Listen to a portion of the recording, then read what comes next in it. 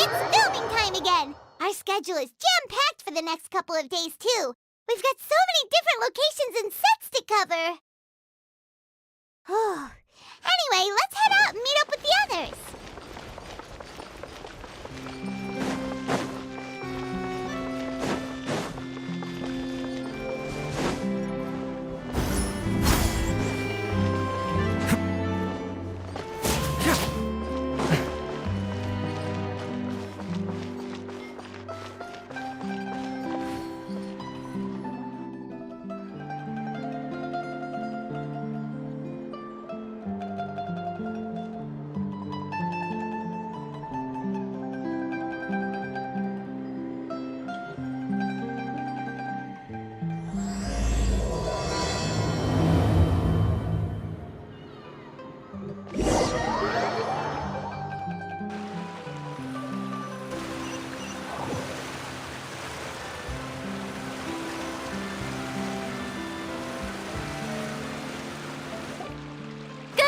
Everyone, we're looking to wrap with our two main ladies today.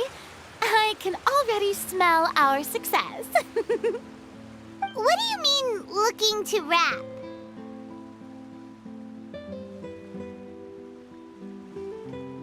Oh, aren't you the expert now?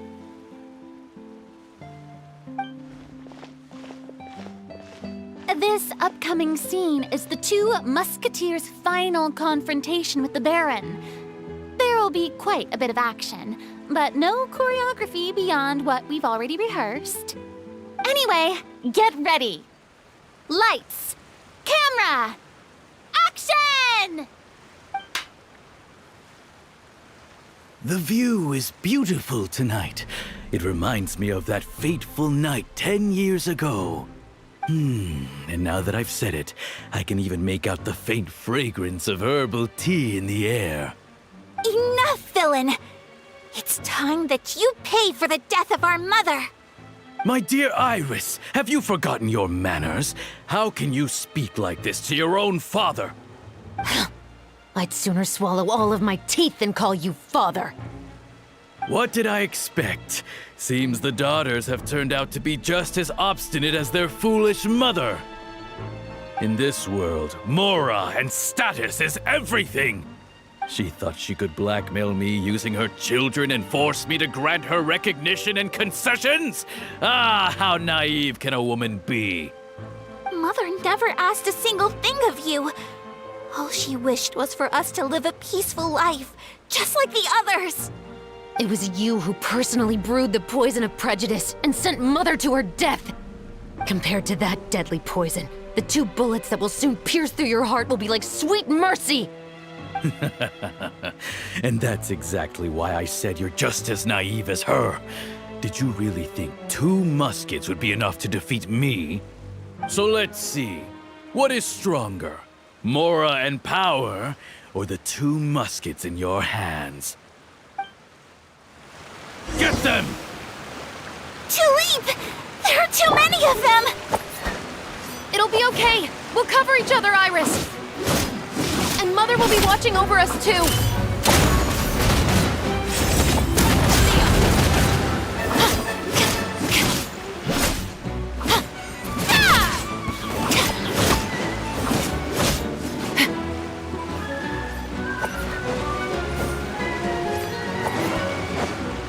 Stop right there! You've lost. To think I'd lose to my own 2 kids. We are no children of yours, and we'll never call that place our home. Then tell me, what did you do all this for? You lost your mother, and will soon kill your father as well. What will you gain in the end, other than sentences for your crimes? We will gain our long-awaited justice.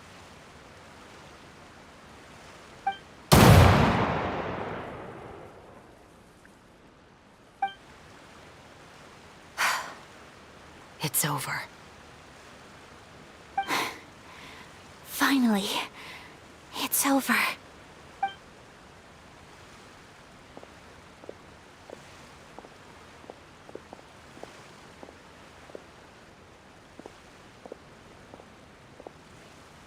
So, where will you go now, Tulip? I'm not too sure, Iris. Maybe somewhere with lots of flowers? After all, Mother always did love going where the blossoms were. What about you? I want to go visit Mother's grave. Yeah, that's not a bad idea. Huh? Tulip, look! What is it? It's Mother's favorite. The rainbow rose.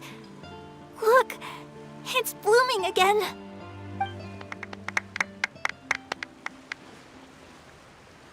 Excellent! That was beyond mesmerizing. Even I didn't expect this scene to go so well. And we got it in a single take. All right, everyone. We've got a wrap for Tulip and Iris. Congratulations, Ayaka and Chevres! Thank you. I didn't expect our parts to wrap so quickly. I wish I could savor the experience for just a bit longer. Paimon totally understands. Paimon's not ready to say goodbye to the clapperboard either. Filming has really been a lot of fun. You were great too, Chevres. The way you said, long-awaited justice. It gave Paimon chills. That is indeed my favorite line in the whole book. I still remember trying to act it out in my room the first few times I read it. Whoa, Paimon would have never guessed you're that type. Who doesn't like stories where the guilty are punished and justice prevails over evil? Don't forget, I'm the captain of the Special Security and Surveillance Patrol. Captain, I have something urgent to report.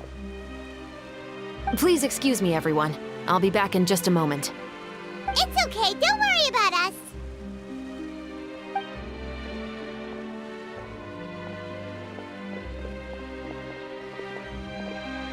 Oh? Was she whisked away by work already?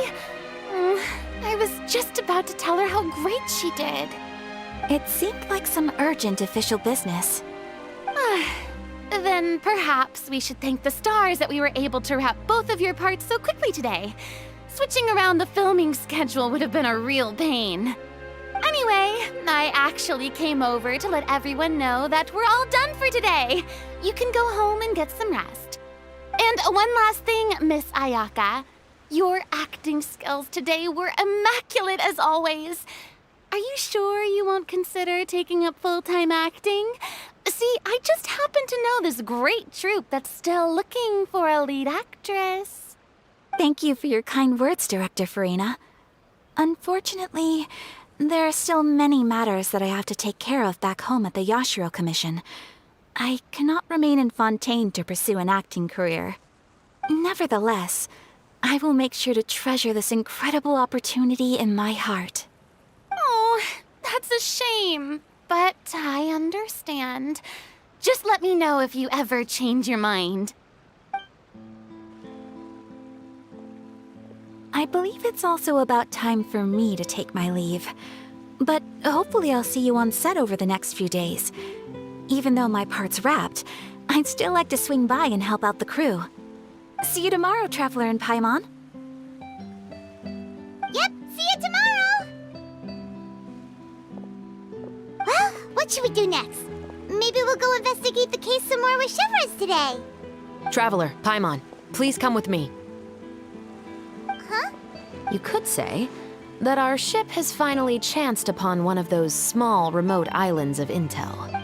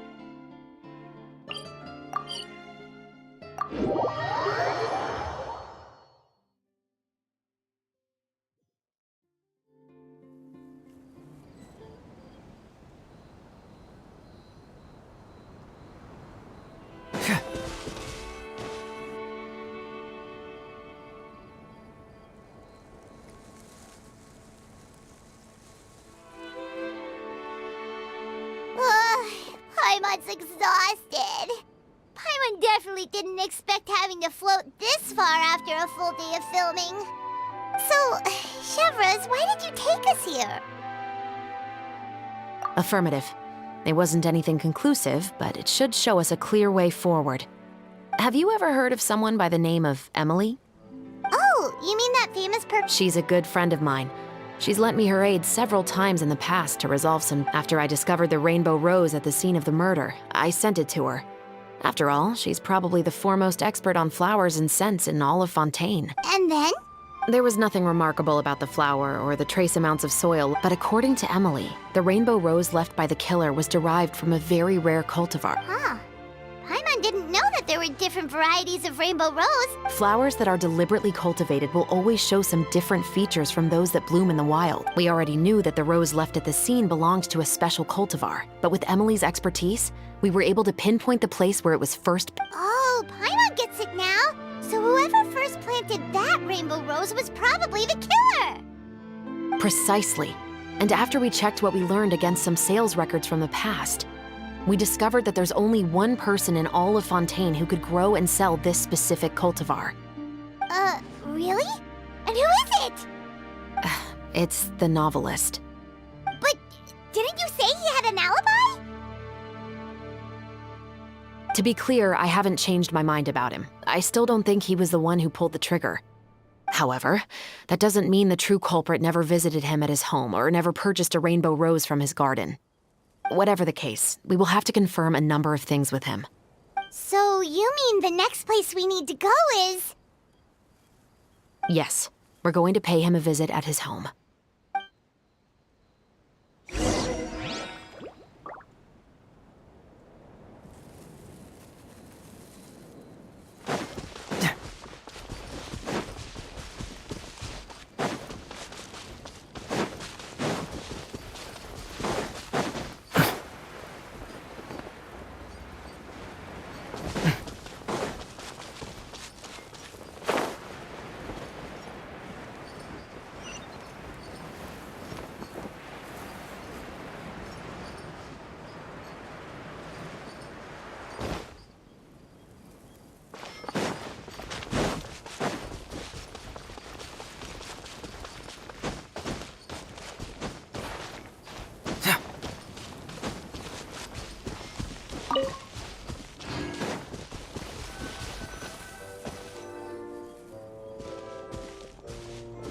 That should be his house.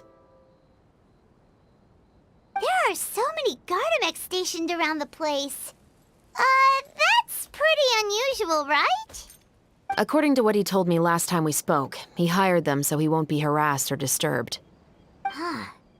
So there are a lot of flowers in his garden, but Paimon doesn't think we'll be able to pick one without alerting the Gardemex.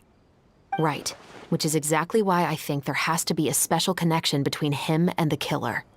So, should we knock? Just wait here for now. But there's so... Don't forget, Paimon.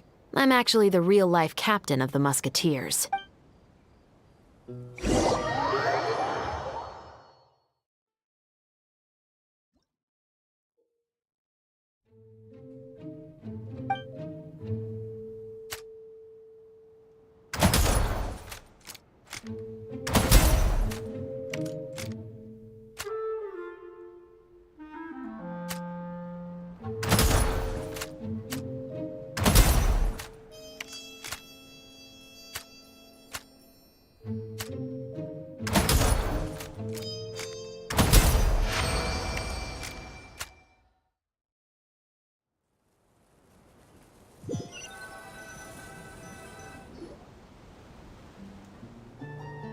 All clear. Let's go. Wait! Paimon's a little nervous now that we know he could be the killer. I'll go knock on the door. But can't we... We still have no evidence that he's still. It would be appreciated if... Sure, nope.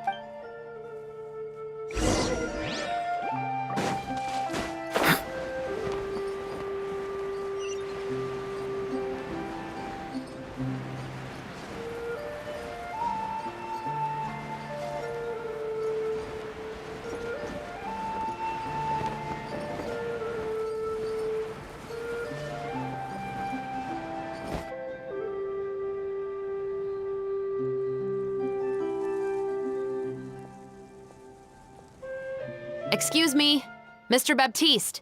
Are you home? Who could it be at this hour? Oh, it's you, Officer Chores. Would you mind accompanying me to the guard's headquarters, Mr. Baptiste? We would like to ask you some questions about a case. Oh, is it still regarding the murder case from before? I cannot confirm or deny that at this time. So it is then. Listen, I need you to come with me, Mr. Baptiste. Miss Chores, I'll save you the trouble. Oh, and you two over there? There's no need for you to pick my flowers either. It's not time for them to bloom yet. Oh! Okay.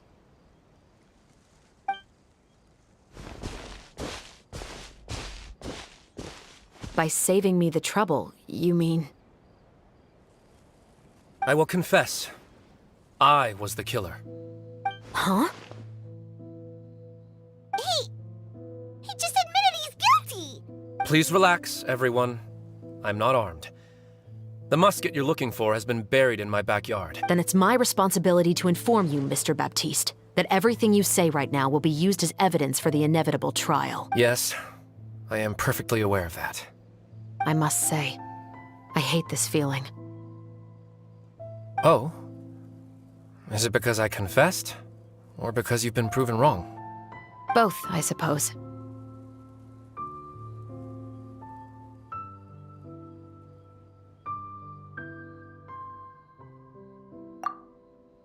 For the same reason as the one I wrote out in my novel, of course.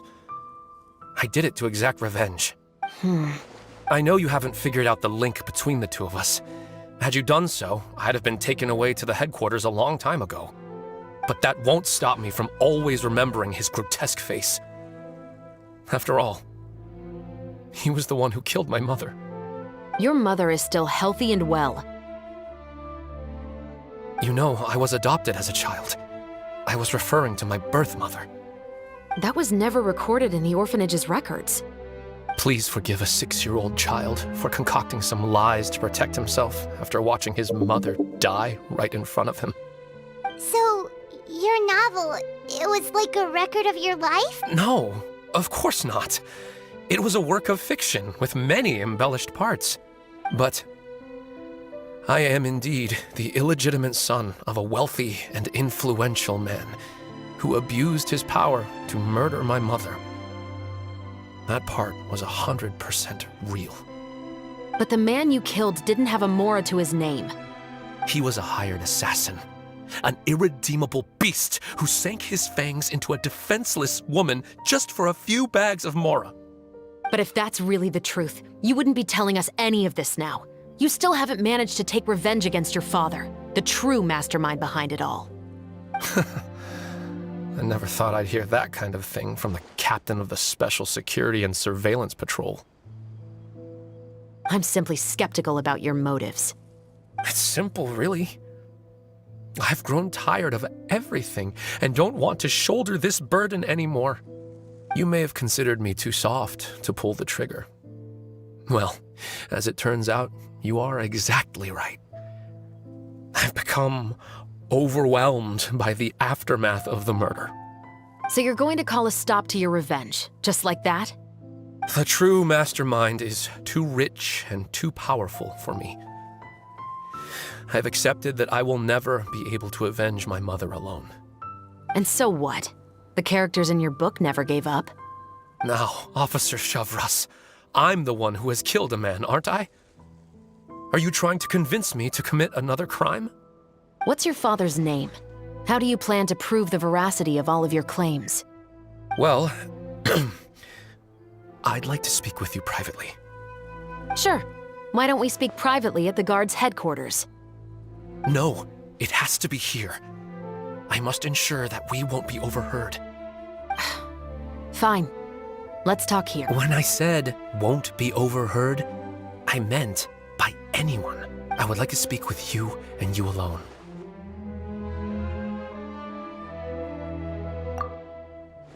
Thanks. I appreciate. Please stay. All right. Let's hear it.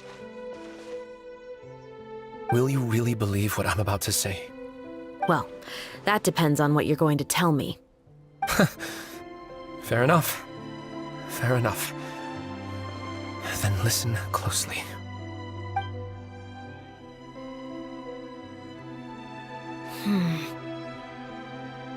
So that's how it's all connected.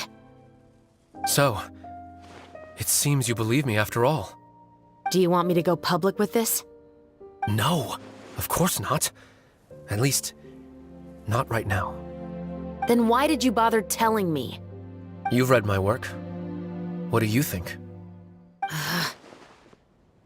Even if you were to go public with all of this right now, he'd simply deny everything. It's been too long. Almost 20 years. Anything that could be used as evidence has long faded away. Even if there might have been a solitary island of truth once upon a time, it has long sunk beneath the waves by now. Justice will never find him. Not if you don't try. I know that as the captain of the Special Security and Surveillance Patrol, you will always stand on the side of justice. But do you really think a cushy life in prison really constitutes justice for him? I bet he could lead an extremely comfortable life in the fortress of Meripede. What are you trying to say? I've been observing you from a distance. Your portrayal of the musketeer was exquisite. Pull the trigger of justice against him. Let the villain get what he deserves. You want me to let you go so you may complete your revenge? No, Officer Chavras. I know that would be impossible. No. What I'd like is for you to perform the deed on my behalf. Oh, Shiva sure is taking her time. What could they be talking about anyway? Oh, Paimon's worried. What if he decided to attack her?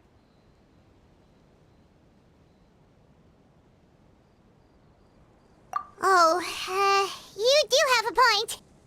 Still, do you have any idea who the rich person might be? And why the novelist doesn't want us to hear what he's saying to Chevres?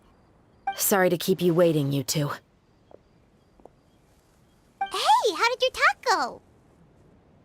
I've already sent someone to escort Baptiste back to the headquarters for questioning. He wasn't lying about the musket. It was indeed buried in his backyard. But what about the name? Did he tell you the name of the rich guy? Yes, he did. But for now, I have to return to the Special Patrol. There are still a few loose ends I need to tie up.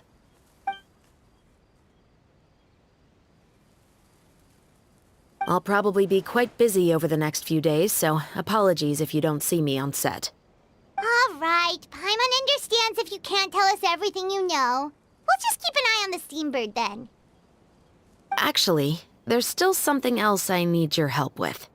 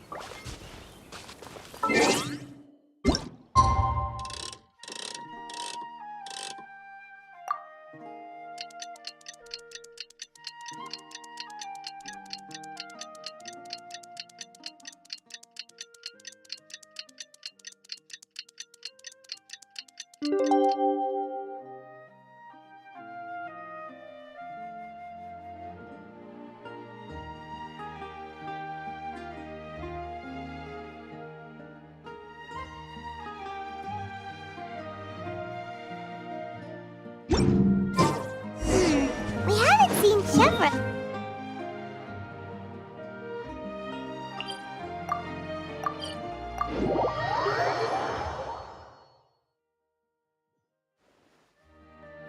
Well, guess there's no point in worrying about it now.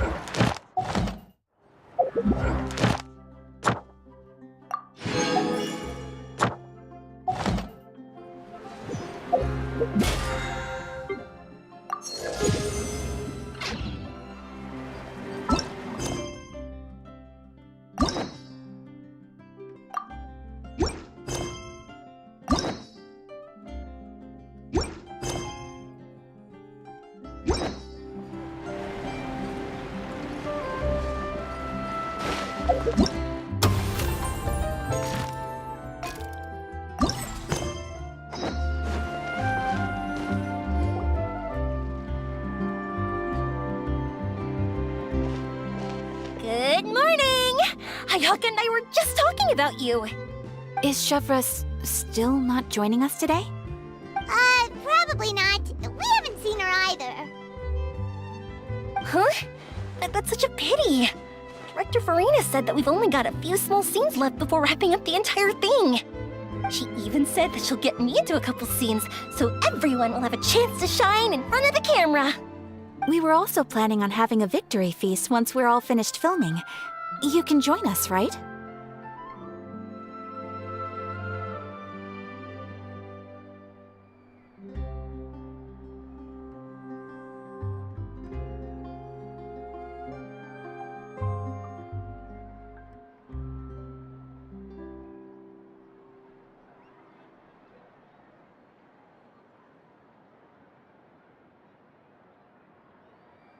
If only Chevros was here.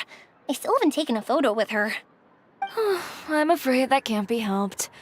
Those special patrol folks are like phantoms when they've got a case on their hands. But to be honest, I'm even more concerned by what I read in the Steambird earlier this morning. It said that the killer in the murder case was none other than the author of the Two Musketeers. Oh yeah, I heard about that too. He came forward and confessed his crimes, but gave no explanation as to why he pulled the trigger. We didn't know about this case at all when we joined the film. Is it going to affect the reception of our work? From a pure publicity standpoint, this will draw a lot more attention to our film. I have to say, though, that no director can be perfectly comfortable with garnering attention through means other than artistic skill. To be fair, I feel like that ship sailed the moment you allowed yourself to be named as the director on our posters. It's not my fault that I'm super popular. What was that saying again? My popularity has, Sunk to an all-time low? spread to the four corners of Tibet.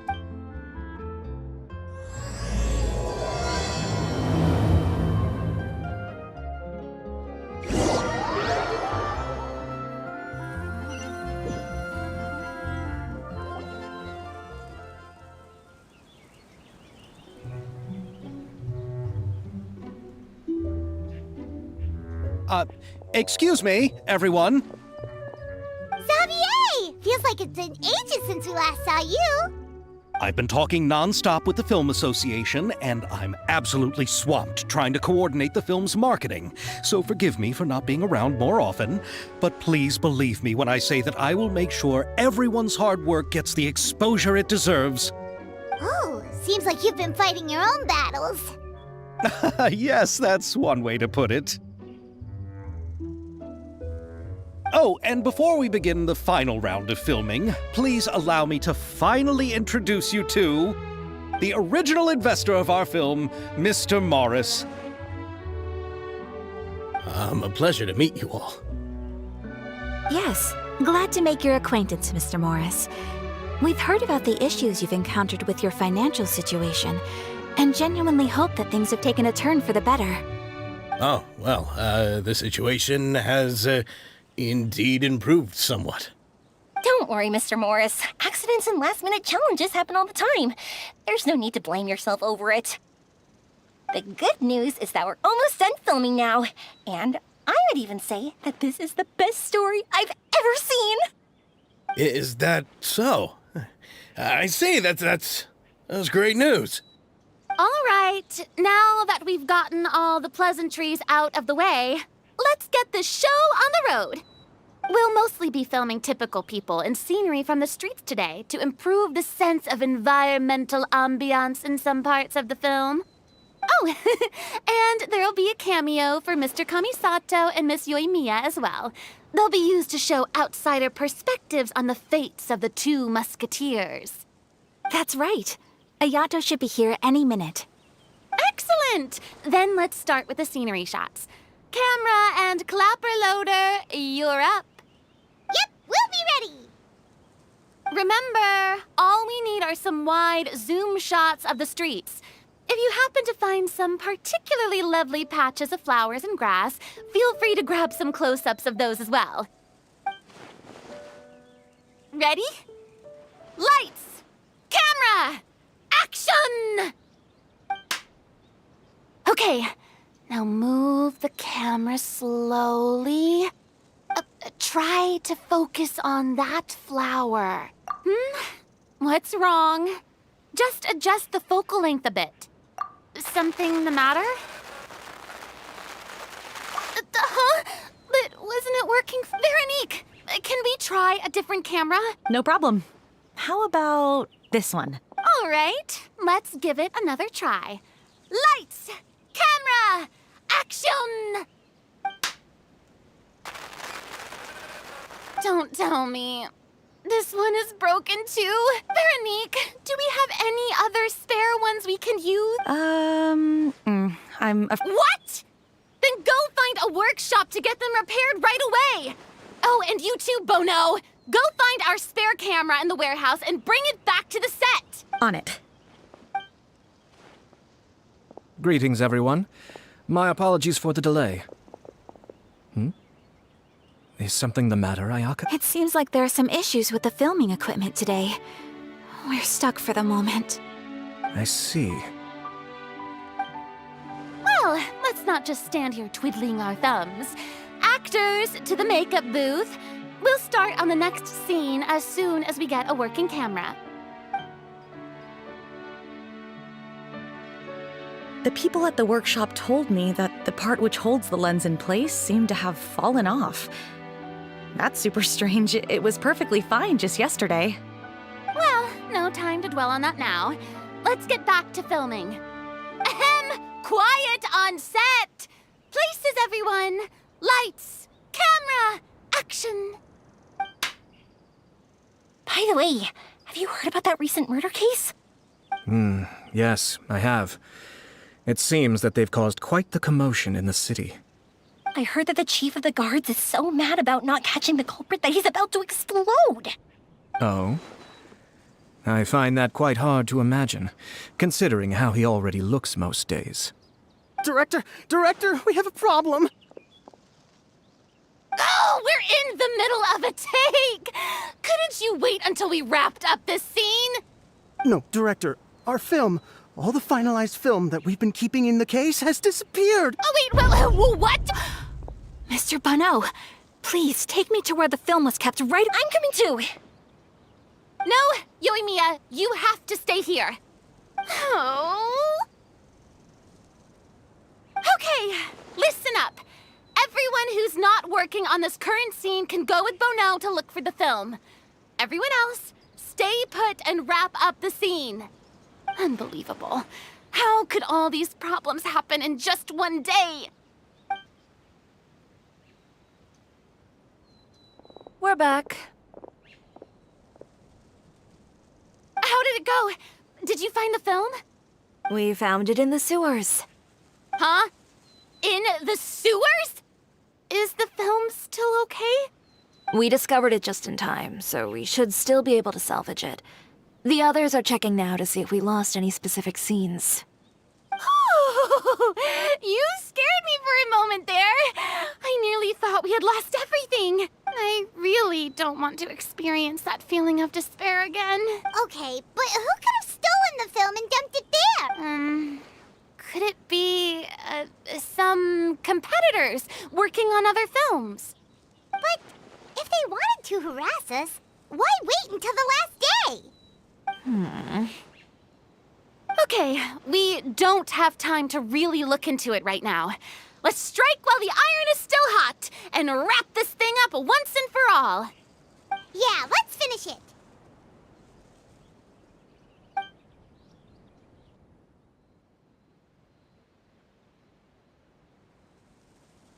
I would like to officially announce that our entry to the festival, The Two Musketeers, has now concluded filming! Paimon is spent. It's so late already. Even though the filming process proved to be extremely challenging, everyone provided valuable and unique contributions to the final product. Thank you all for your dedication and support. And just like Director Farina, I would also like to extend my most heartfelt thanks to all of you. Really, you've all helped me so much. All right, let's save the awards speech for later, and hopefully also get some rehearsals in before the real thing. Anyway, now it's time to party! Let's all make our way to the beach and have a celebration feast so loud and fun that even the blubber beast will want in. Party, party! Paimon wants to party!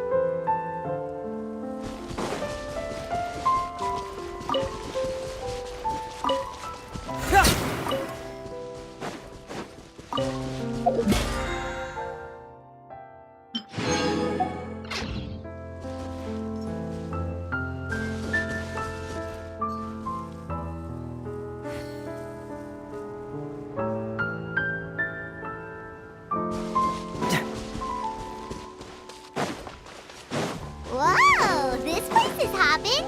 Everyone's finally getting to relax. Hey, Ayato! How's your work been going?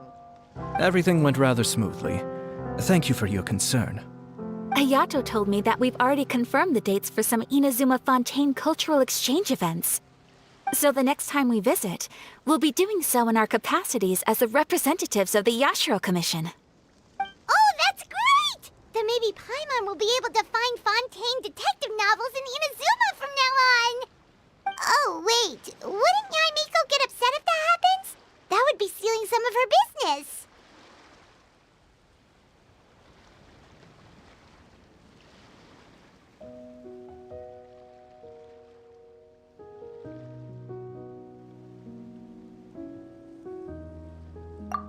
You've got a point. The cultural exchange won't only feature literatures of both nations, of course. Wow, Paimon's getting super excited. When the time comes, be sure to Farina!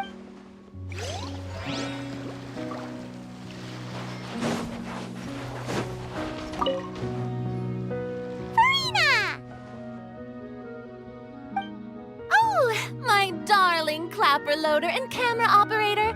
You've both worked really hard. Paimon thinks you worked even harder than us. Honestly, Paimon was getting a little tired of playing with the clapperboard by the end of it. Worst of all, Paimon started having dreams of you shouting, "Lights, camera, action!" into Paimon's ears. The actual dream can't even start until you've yelled that. Hey, if anything, shouldn't I be more grand and delightful than your dreams? We've been through so much together, and that's how your brain remembers me? That's not Paimon's fault. We've just used the clapperboard too much lately. Anyway, what's most important is that we've wrapped the film. I'm pretty confident that we'll take first prize.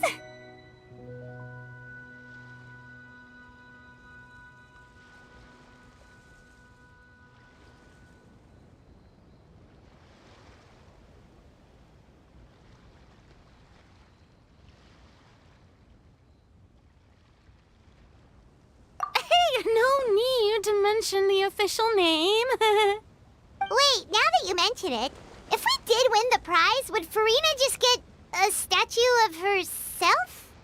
Come on, I don't need that kind of attention. Xavier can accept the reward on our behalf.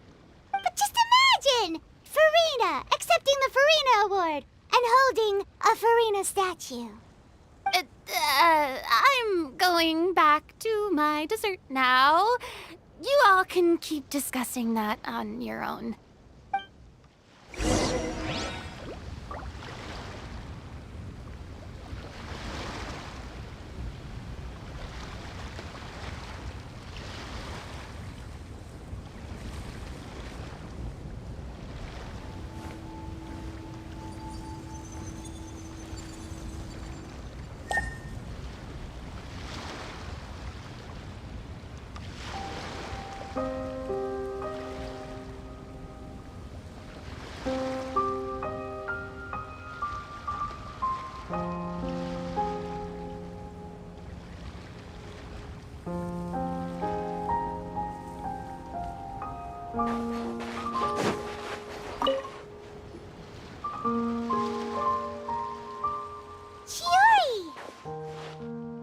Hey, you two. Are you not really into these kinds of big social occasions? Not particularly. But this is still better than Fontaine Fashion Week. But if this film becomes a big hit, people will definitely come flocking to your shop. Yes, that's highly likely. As long as the film can premiere as planned. Are you still worried about the case? That and all the obstacles we had to face today. You're right. It's as if all our bad luck just manifested at once. But why today of all days? No, it's nothing. We've already delivered the film to the editors, so there should be nothing more to worry about. How are you doing, Mr. Morris? You having a good time? Well, you could say that. Do you happen to know when the party is scheduled to end? Judging by how much fun everyone's having, I'd say probably not until well after midnight. Is there something that you still have to take care of at home, Mr. Morris? Oh, well, I'm just not a late night person, so I might take off shortly. Oh no! Silly me. I almost forgot something super important. Oh, what is it? I prepared a whole batch of fireworks for the party, but I forgot to bring them over from the warehouse. Fireworks, you say? That's, truly a pity. Sorry things didn't go as planned. Could you help me carry them over, Mr. Morris? I won't be able to fetch all of them by myself. Me? Are you sure that you can't find anyone else? I just wanted to make this a surprise for everyone. The warehouse isn't far from here. We'll be there in no time. Pretty please, Mr. Morris. These are some of the best fireworks I've ever made. So I also want you to see them before you leave. They're stunning. I promise that they'll be a once-in-a-lifetime experience that you'll never forget. But... It's okay. Just come with me. If we're sneaky enough, nobody else will see us leaving. All right. The warehouse is right over here. I moved the fireworks there in advance, so it shouldn't be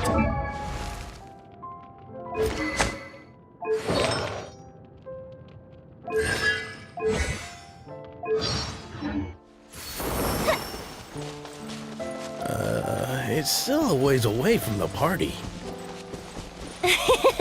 Sorry about that, Mr. Morris.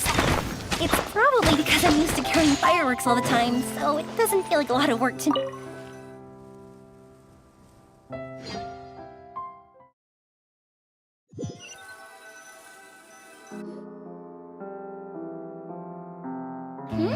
It's dark in here. Wait here, Mr. Morris. I think the light switch should be somewhere over here. Why did I have to get roped into this? What was that?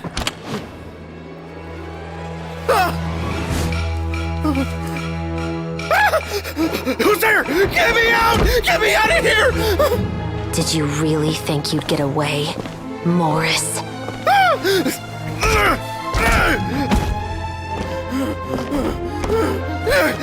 You've got the wrong guy! It wasn't me! I'm not the killer! You know, Eliza died a far more heroic death than this. She fought your assassin to the end, to save the children she had hidden beneath the floorboards.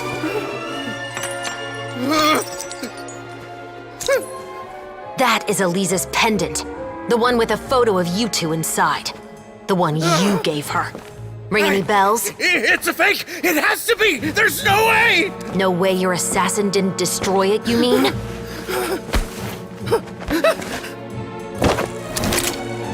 Did you ever love her, Morris? Or was killing her always the plan? No, please. Listen to me. I told Eliza to keep us a secret. I paid her plenty for her silence. I never thought she'd keep the child. Everything was gonna come out, and I had no choice. She forced my hand. No! I'm begging you. I have money. Just name your price, please. You can keep your Mora, and you can go to hell.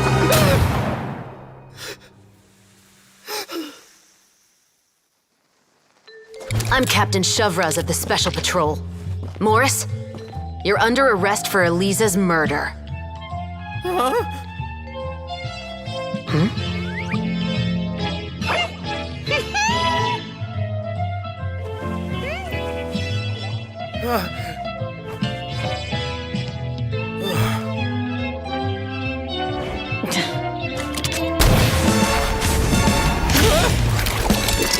You're under arrest too, prop manager Veronique.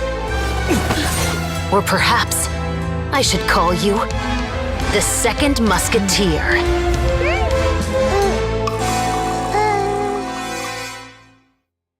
Wait, what's going on? This wasn't in the script. Drop the gun, Veronique. Why? Why would you keep me from exacting revenge on this heartless monster? Drop your weapon. This is my final warning.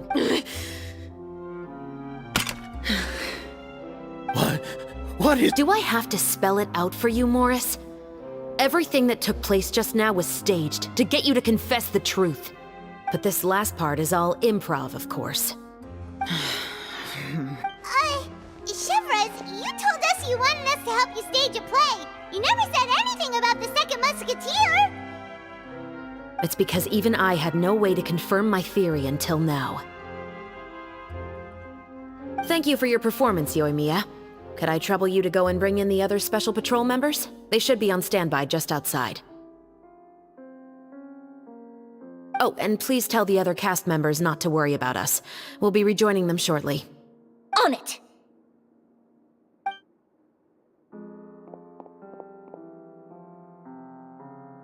So what do you think, Morris? Care to talk about what happened 20 years ago? My patience is limited, you know.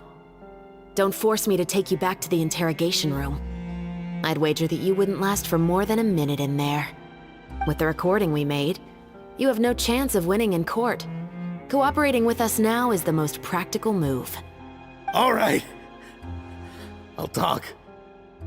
I hired an assassin to murder Eliza. She once worked as a maid on my family's estate. She was very beautiful, and after some time I fell for her. We kept our relationship a secret and carried out an affair for some time, but it wasn't long before she became pregnant. And if my parents ever found out, they would have stripped me of my inheritance and status, driven me out of my home. I also didn't expect Elisa to insist on bringing the pregnancy to term. She even asked me to leave my family and travel far, far away with her. She believed that you were truly in love with her. I didn't have a choice. I gave her a large sum of mora, told her to leave the family and to get rid of the baby. But then years later, she sent me a letter. There were photos of 2 children, and she even asked if I could find some time to visit them. Huh? 2 children? Paimon thought Baptiste was the only... you mean... Even if she had the children against your will, you could have just ignored the letter entirely. Why kill her? I had just gotten engaged to be married to an heiress from another wealthy family. So if anyone were to find out about Elisa, my life would be completely ruined. I didn't have a choice. No. You always had a choice. You just made the wrong choice. Again. Do you know how it feels to watch your mother be killed right in front of you? My brother and I were hardly even school age yet. We were hidden beneath the floorboards, grasping each other's hands like a lifeline. We were so terrified that we didn't even know we could ever take a breath. All we could do was to watch Mother try to fight back, and then collapse to the floor. Even after the assassin left, we were still too terrified to leave our hiding spot. We thought that he might come back. It was only until the next evening when we finally climbed out and gathered around our mother. But she had already become cold and stiff to the touch. You made up your mind right then and there to bring this case to light. Not only that, we resolved to get our revenge. And that's why you became the Musketeers. No, that's why I became a musketeer. The man from before was also killed by me. My brother had nothing to do with it. I figured as much. You did? I once told these two that he didn't look like a killer to me. His confession from that night also rubbed me the wrong way. I think what really tipped me off was, how could I not feel a sense of regret in him? Huh? He confessed faster than any criminal I've ever met, but he didn't say a single word about you. He insisted that he was the sole perpetrator in the case. But after the questioning ended, I disassembled the musket we dug up from his backyard, put it in front of him, and told him to reassemble it. Wanna guess how far he got? He had no idea where to even start. He's never touched a gun in his life. Based on that, I determined that he was not acting alone. He only surrendered himself to draw our attention and create a moment of opportunity for his partner. So, I decided to play along. And as expected, the second musketeer followed us without hesitation once she saw Morris get separated from the rest of the cast. Besides, why else would he call the novel The Two Musketeers? But how did you know it was Veronique? I figured it out the moment Baptiste told me his father's name. That so-called financial crisis was all just a ruse. He just wanted to sign up as the investor and then leave the film without any source of funding. After all, he has a vested interest in minimizing the reach of this story. It's really just the same thing as what he did to Elisa all those years ago. Human scum. But then Xavier pulled out all the stops and got the film made against all odds. Morris couldn't have that. With the killer in custody, he figured it was safe to act. And so he came to visit the set today, just as I expected. Wait, so you were behind all those mishaps today? As for the identity of the second musketeer, I assumed they'd probably stay close to Morris and look for an opening. And if they already knew that Morris was the film's investor, then that narrowed the list of potential suspects as well. Furthermore, being the props manager would allow the culprit to avoid scrutiny by purchasing mechanical parts in the name of the crew. With that hypothesis in mind, I went back to check Baptiste's orphanage adoption records. Guess whose name I saw on the same page just a few lines from his. My brother. He trusted you. As in, he trusted me to perform the deed on his behalf? He trusted you to stand on the side of justice. I am. I thought you could do it as well. Oh, the look on your face when you told him to go to hell. I really thought you'd put a bullet in his brain. You know what he has done. Are you telling me that you'd rather see him spend the rest of his life living like a king in the fortress of Meripede? I will never be able to forget the feeling of my mother's cold, lifeless hands. And you would call this ending fair? Is this what you call justice? I won't lie, Veronique. I did hesitate when your brother first told me about the truth. I wondered. I agonized over whether I should really put a bullet in his head. So why don't you? Because that should never be how justice is carried out in this world. Perhaps, to you, justice is simply reciprocated. An eye for an eye, and a life for a life. But everyone has their own understanding of justice. If everyone were to pursue their own definition of it, there would be no more order in this world. Today, you'll kill Morris, and tomorrow, his children may come for you. The world cannot render judgments based on a desire for revenge. That will only lead to a cycle of revenge, as well as the destruction of order and civilized society. Fontaine is founded on a set of laws and a standardized code of justice. That is why we are the nation of justice. But with all that said, I will promise you this. Morris will not lead a cushy life in the fortress of Meripede. Chevros, the rest of the Special Patrol is here. Thank you so much, Yoimiya. Letelier, Terena, please take them away.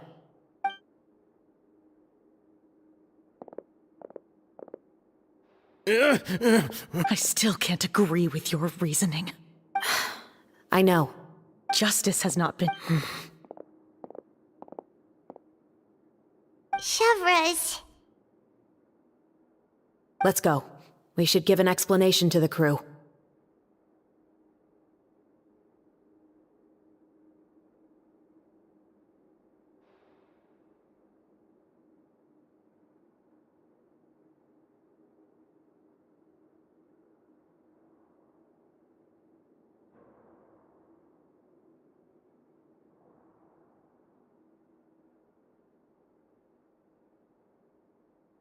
Thank you for your concern. I'm fine. I'm just thinking about the things in life that have driven people to take justice into their own hands.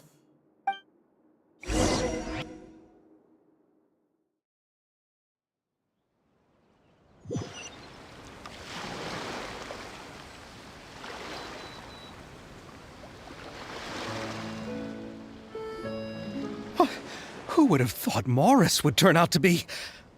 I'm at a loss of words. How could he have done something like this? I'm just glad that you're all safe and sound.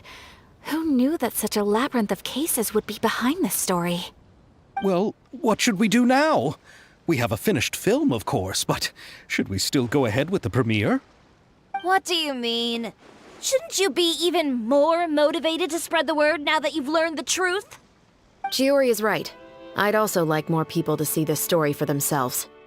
But the real ending of the story seems to have deviated somewhat from the one in the script. Is that still acceptable to you, Miss Chevros? The call is yours. We still have time to reshoot an ending if that's what you'd like. No, it's fine as is. I like what we have for the catharsis. Romanticism is what gives works of art their appeal. Fiction is able to explore means of restitution that could never work in real life. Just like the real world, the world of stories also has its own set of rules and justice. These different possibilities are what initially drew me to reading in the first place. Sounds good to me. I support your decision. What about Veronique? Will she be okay? She will soon face her judgment alongside her brother and Morris. If I had to guess, They'll probably all be sent to the fortress of Meripede. I'll make sure to give Risley a heads up about it. Oh, you mean that kind of heads up? Exactly. Ahem. All right, then the matter's settled. Now that everything's been taken care of, there's no reason for us to keep looking all gloomy and grumpy.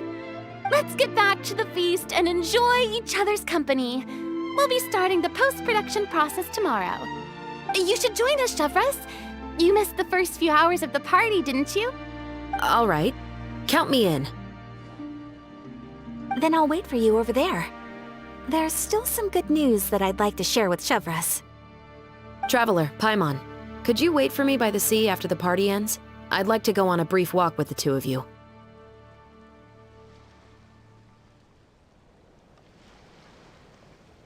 Thank you very much.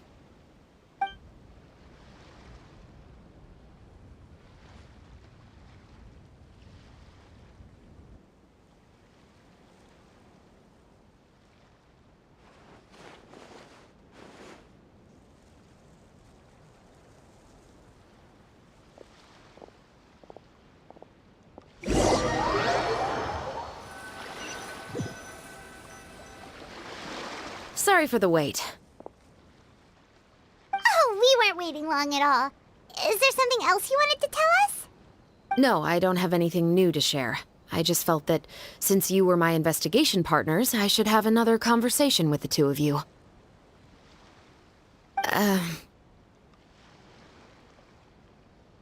Traveler, how would you have responded to Baptiste's request if you were in my shoes?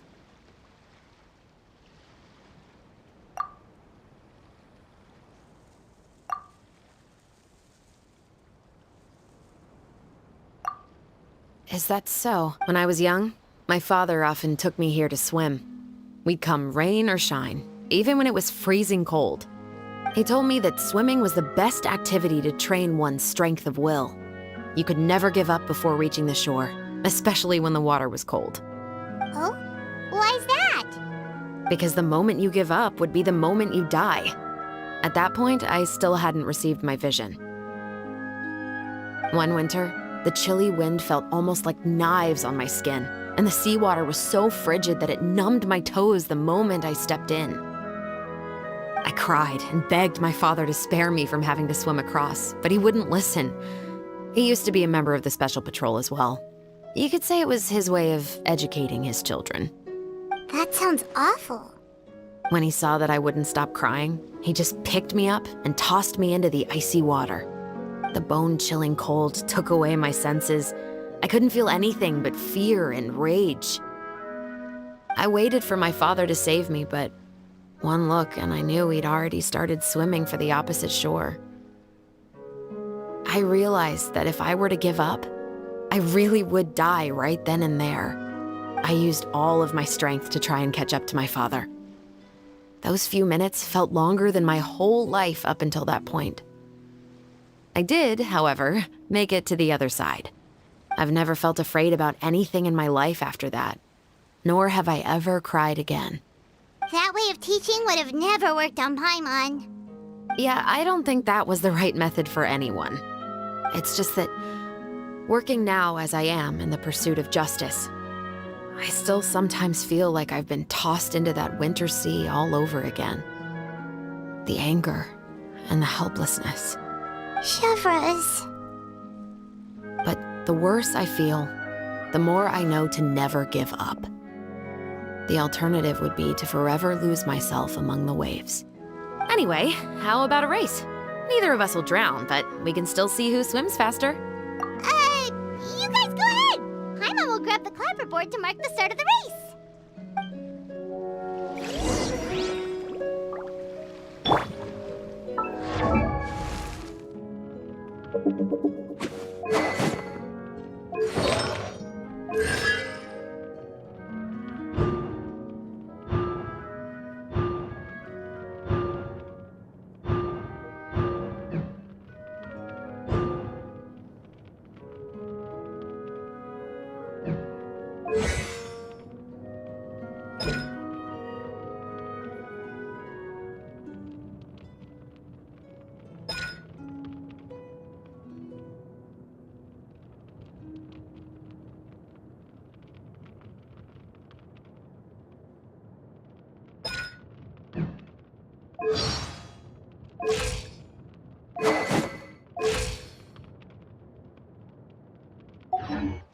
special security and...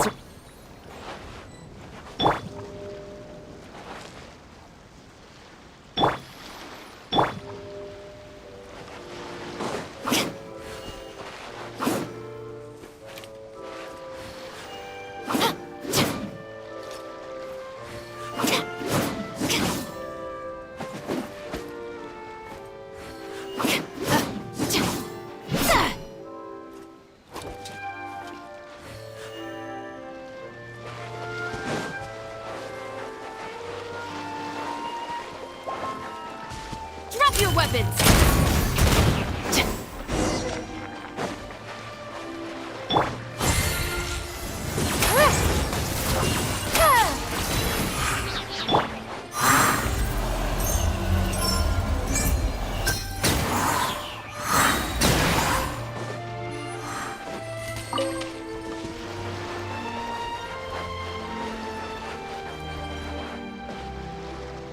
Sorry for the wait.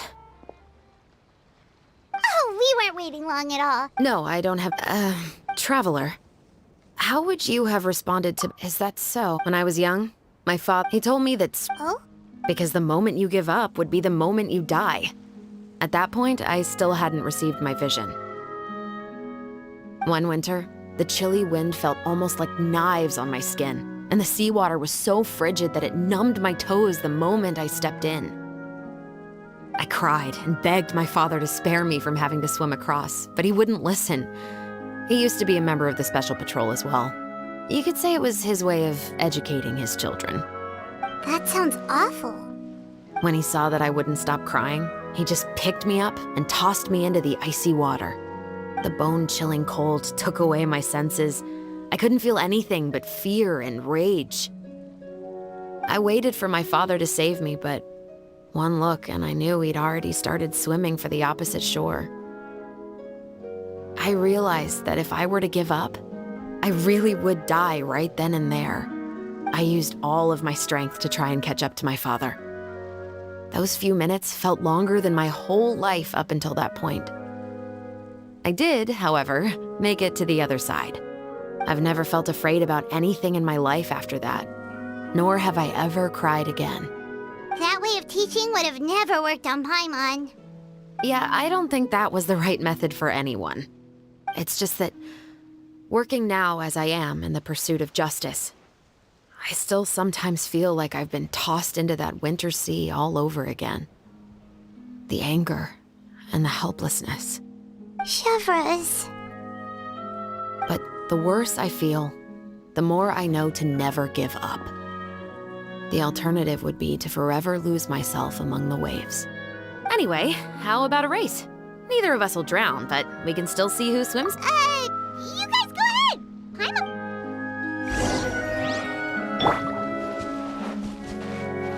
Final warning!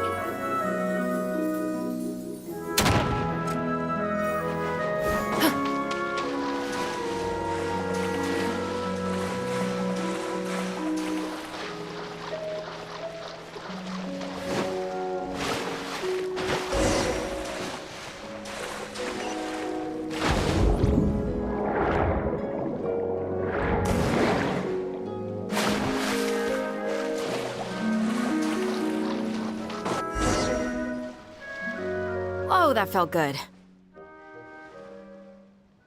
You were so fast in the water, Chevres! You were swimming even faster than Paimon can fly! So, about this... Partly, but I'd say I was more inspired by the heroes I read about in stories growing up. Oh, so it's due to your love of stories! Of course, it was only after I joined the Special Patrol that I learned that truth is often stranger than fiction. Come on, let's walk a bit more.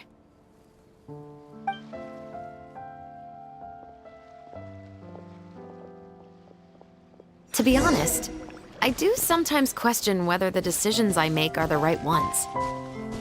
But I know that no matter what, I must keep swimming. Because the only thing I've got my eyes on is the shore in the distance.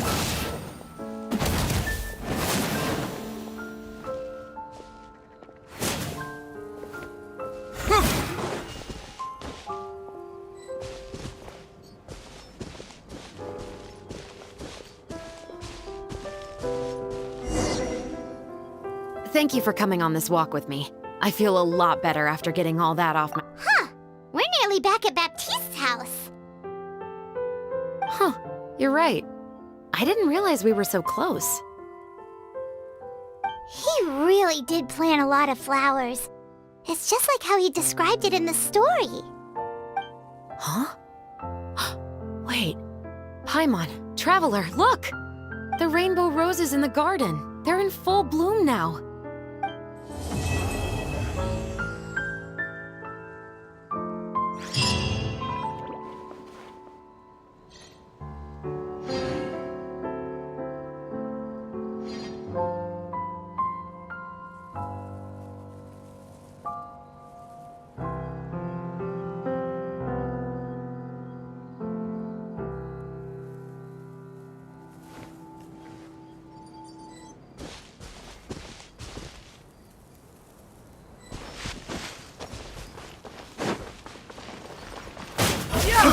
I got careless. I got careless.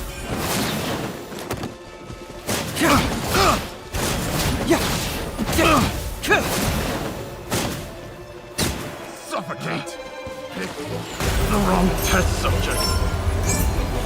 Fracture. I got careless. Picked the wrong test subject.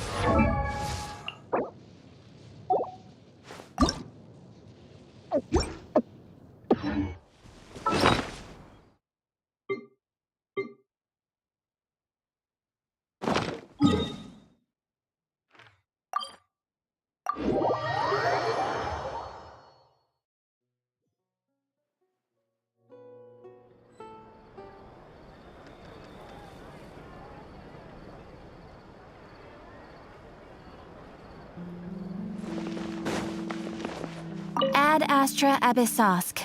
Welcome to the Adventurers Guild. Thank you for...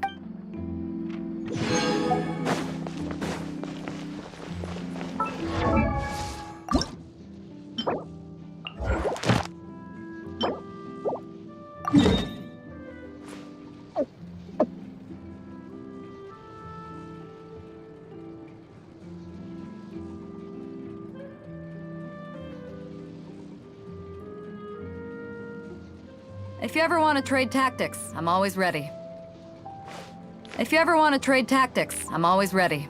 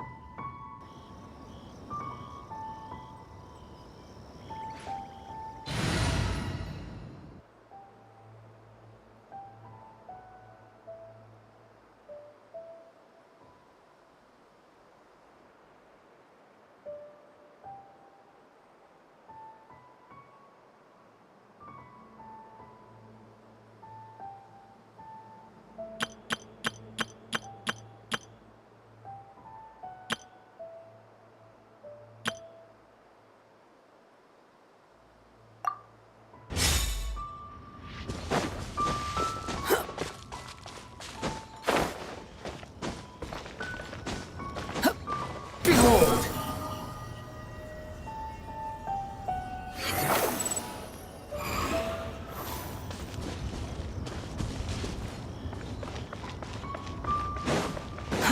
Too slow.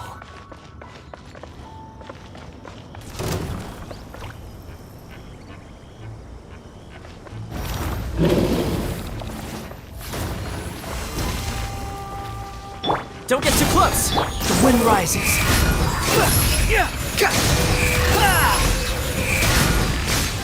Search for it.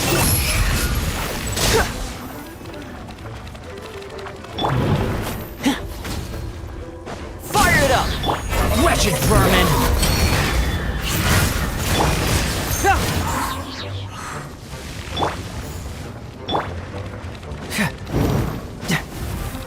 Keep moving!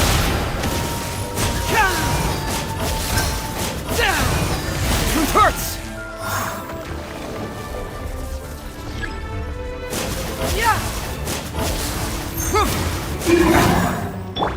Behold!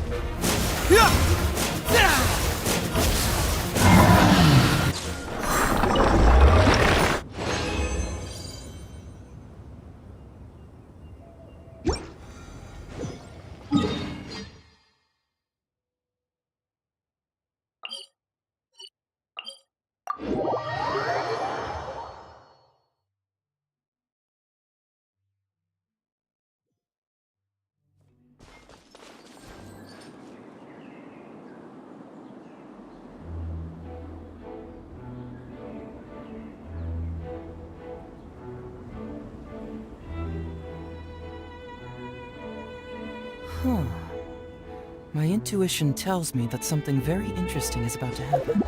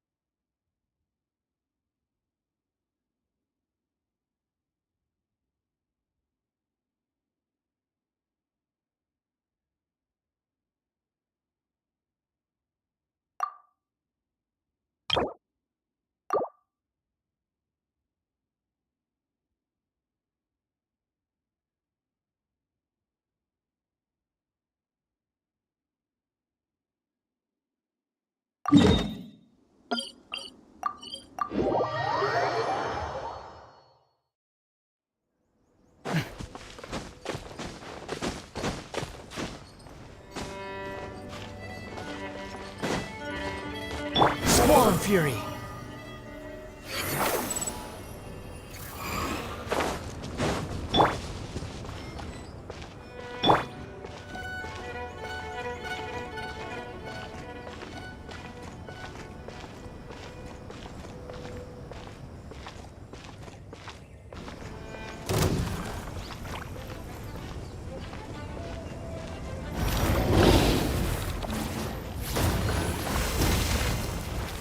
Don't get too close! Behold! Upon the gale!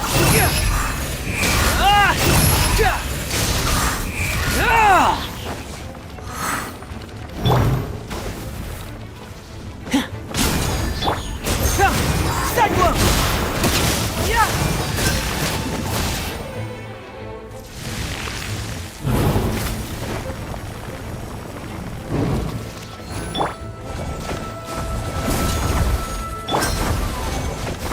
Fracture!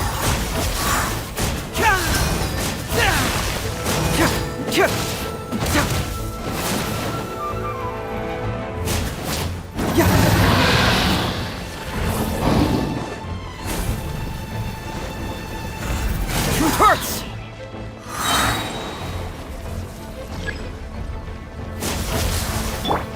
Fire it up! Squall and Fury! Upon the gale!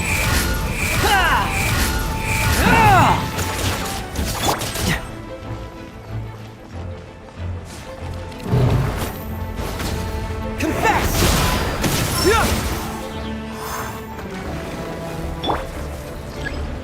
The wind rises!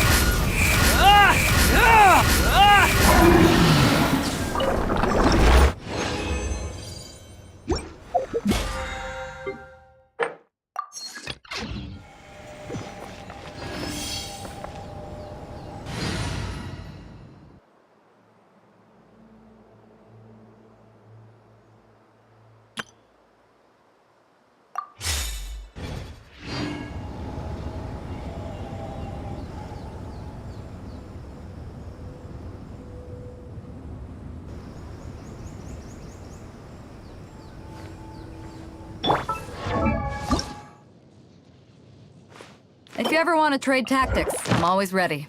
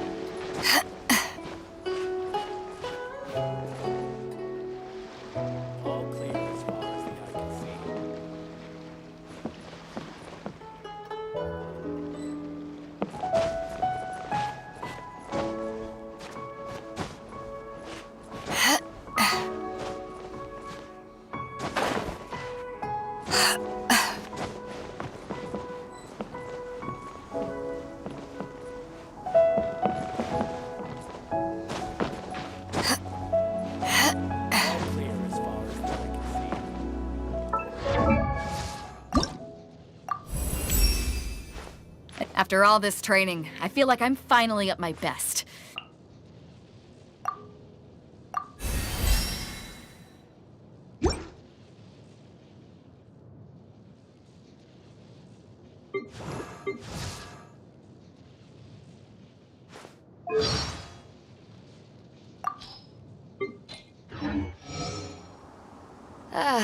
Cold beer after a hard day's work.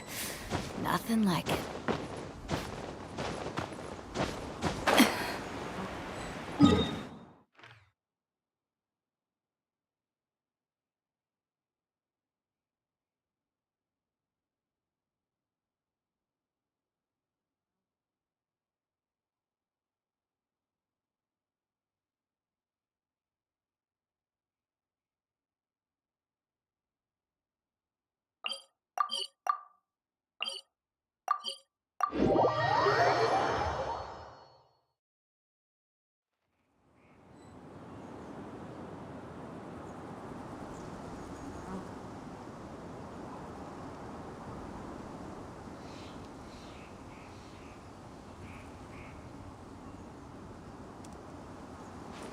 If you ever want to trade tactics, I'm always ready.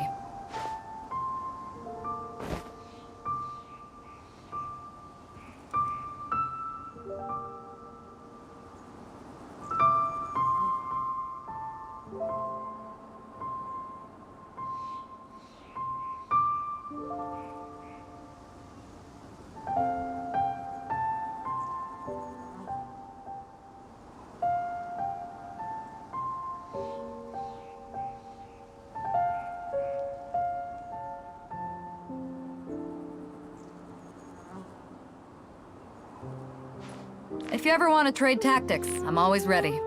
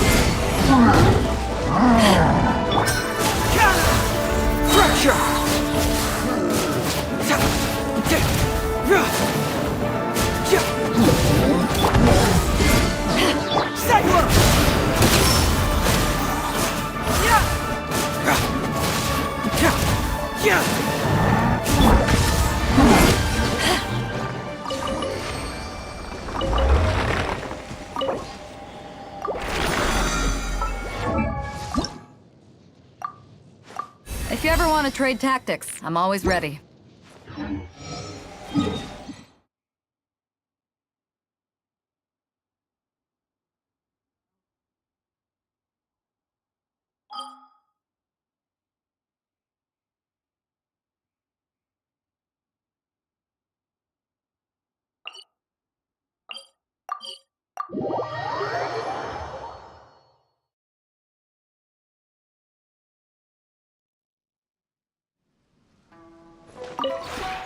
Would you care to sit down and join me for some tea?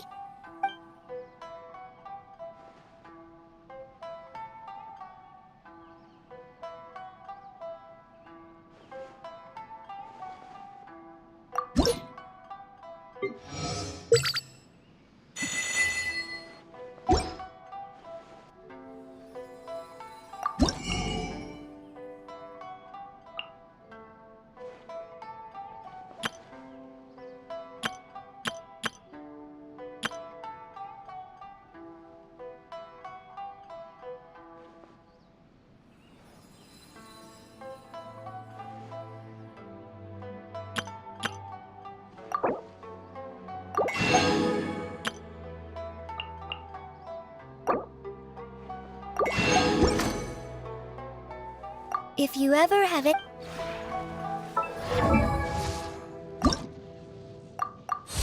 If you ever want to trade tactics, I'm always ready.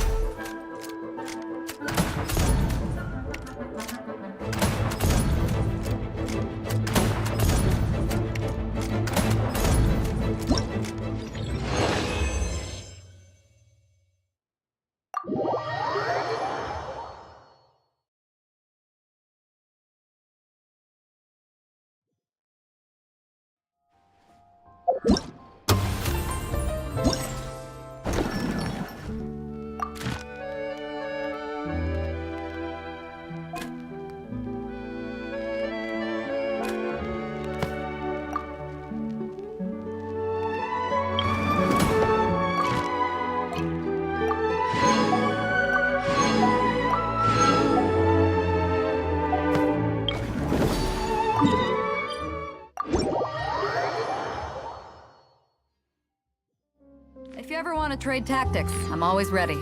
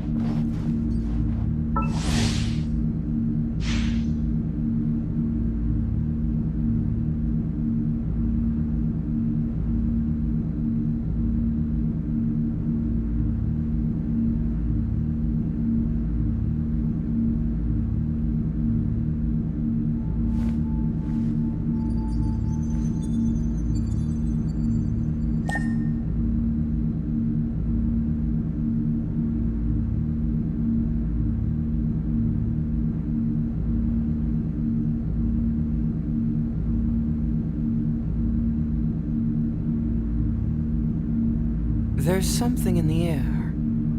Something that tells me a new case is brewing.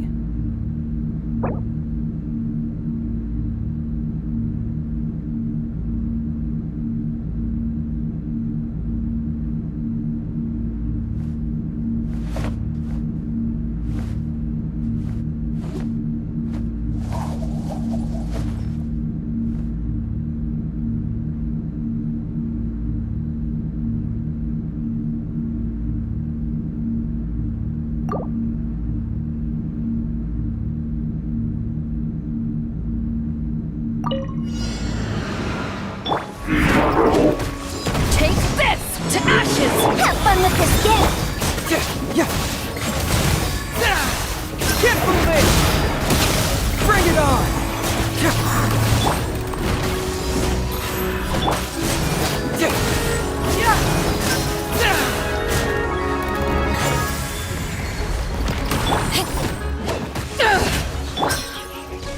Fracture! Confess!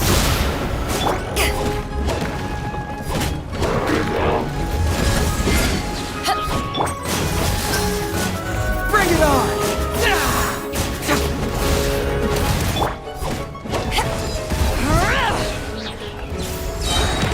Power that ended hot truth repeats itself!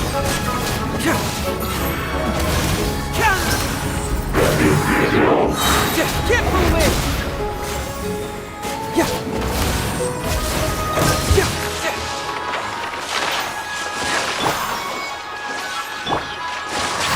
We'll see about that!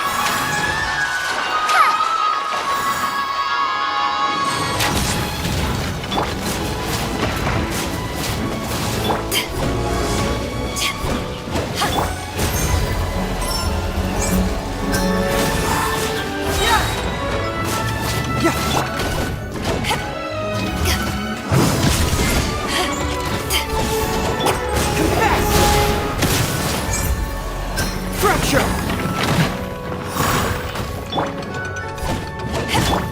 Dare to mess with me?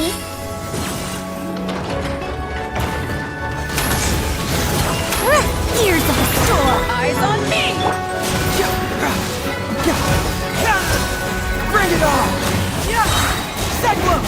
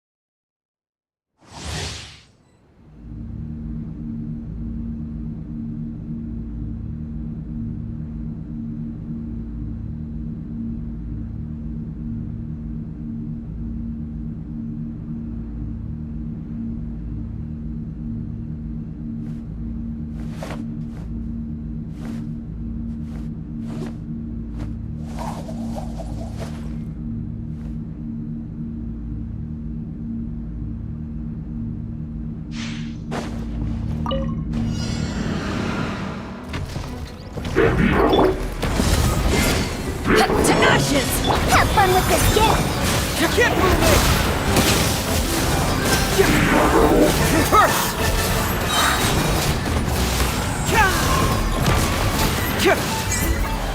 Bring it on! Segway!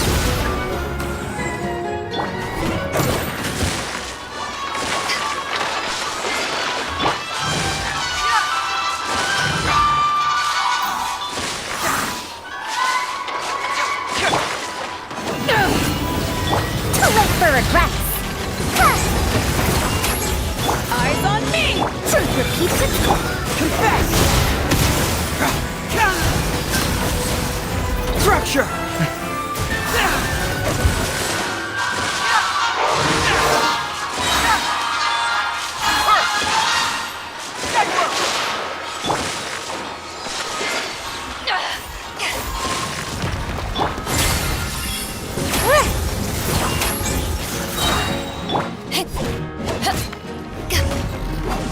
Back off! To ashes!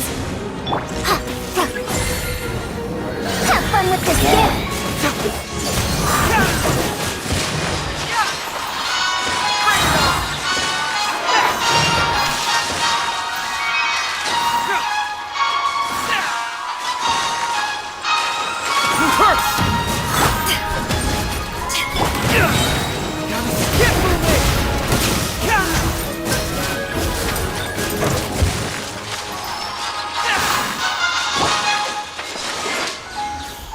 Gears of the storm.